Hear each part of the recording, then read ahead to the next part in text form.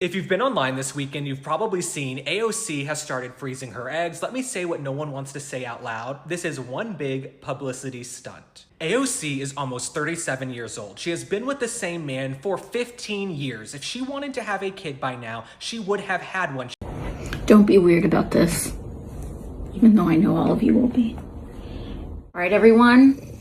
Deco and I, day one of freezing my eggs.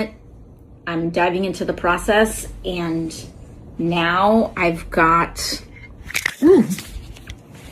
let's see, all of this medicine here. I'm going to inject this first, but I got a pro tip from a friend because this injection kind of stings, it kind of burns a little bit. So a friend of mine told me that if you make the first injection first and let it sit while you're doing everything else, maybe it burns a little less. I don't know. But obviously I'm not doing this on live right now. Could you imagine? I didn't want to distract myself too much by being on live because I'm injecting myself with things. Maybe later, maybe if I become a pro at this, I'll do that. Yes, immediately this started coming on social media. Oasis said just a few years ago that there was a scientific consensus that the lives of children are going to be very difficult because of sea change.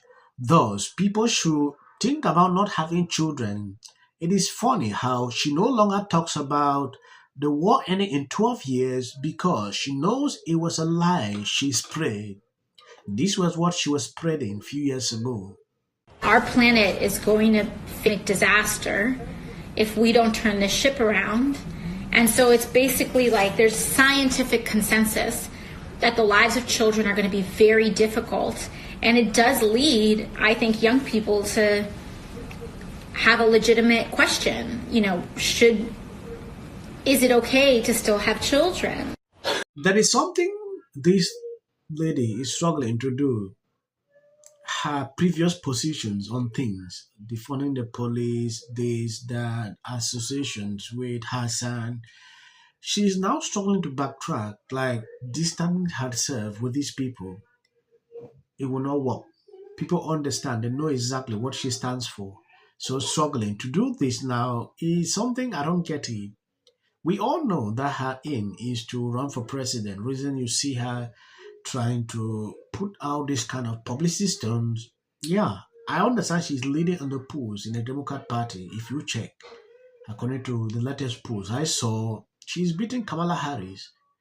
So her starting to do this is just to continue, you know, send a message to these people. I don't know if the Democrat establishment will allow her to run or what exactly.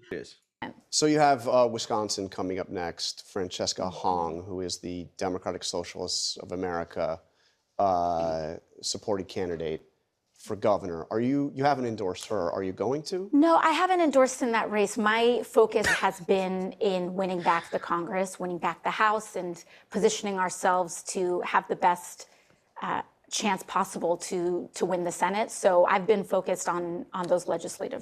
I noticed you haven't yet endorsed in the Wisconsin governor's race. What's your thinking there, and might you endorse? Or I don't think so. I met Francesca a couple of years ago. I was in Wisconsin, and she seems very, very nice. But again, this is a race I just am not that familiar with. We have not gotten involved in many governor's races. I think we did one in Maine with Troy Jackson.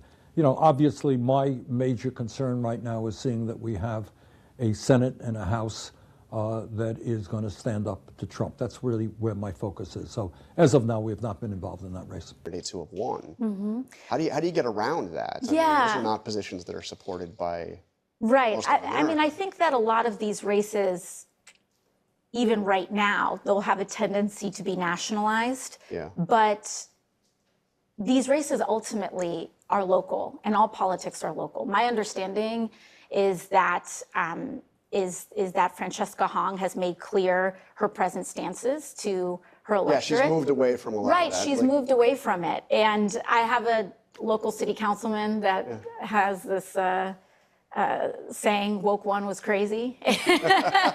Woke one was crazy. Okay, that's interesting. And I think that what's important is that we have to assess what was it? I mean, did the candidate movement is go too saying far with some of those positions? I mean, you briefly supported the idea of defunding the police. Well, I think that during this time and especially during COVID, there was a huge opening of the Overton window. We were shut down. There was some of the highest unemployment rates that we have seen because of those shutdowns. Yeah. And I think that the doors were really open in trying to entertain any and every policy that was going to get us to a better place. And I actually think that the discussions that were had in that time were quite fruitful. I think that when we talk about crime today, it's fundamentally different than the way that we talked about crime in bringing crime down, right? Mm-hmm.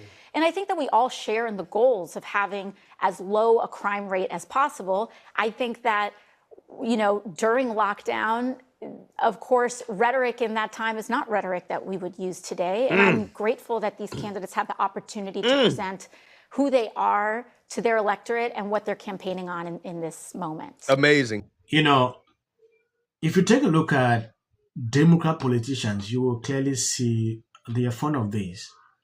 A question surfaced to Bernie Sanders about this lady in Wisconsin. Bernie Sanders did not actually respond to the question the way, and he did not endorse the lady.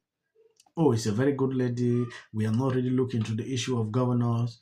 The same question is asked to Alexandria Ocasio-Cortez. Her response is just the same. It's like they have the same playbook.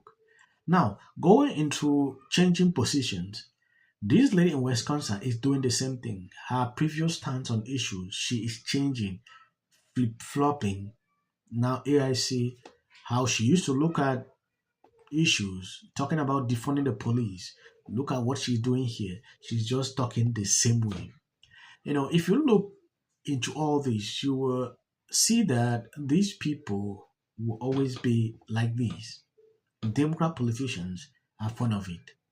They can say something today. If they realize the thing is no longer working, they change, start giving different positions. People don't forget. Yeah, people know exactly all these tactics. Yeah, they understand what is happening. I don't believe you will tell someone that, there are videos. If you watch the beginning of this clip, you'll see there is just one I decided to share where she used to stand. People should not give birth, but look at her now, freezing eggs, meaning she has planned. Her previous position on that few years ago is not working today, right? Call it what it is.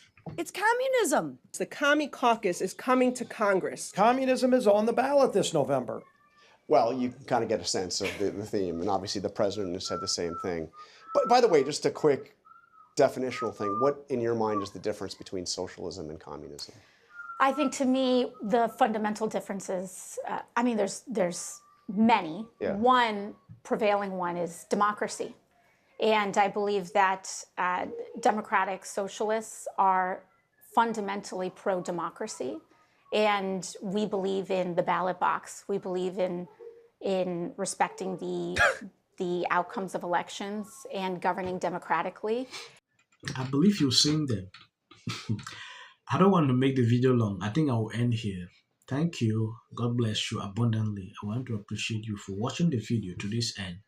Please hit the video and, if possible, share out. That the WNBA alter our brains that people are bad and our world is crazy and yes, keep your head on a swivel. About qualification. Odysseus. Telemachus. This clip of Elliot Page is going to be what tanks the Odyssey movie. It's supposed to be a warrior, right? A warrior. Really fortunate about.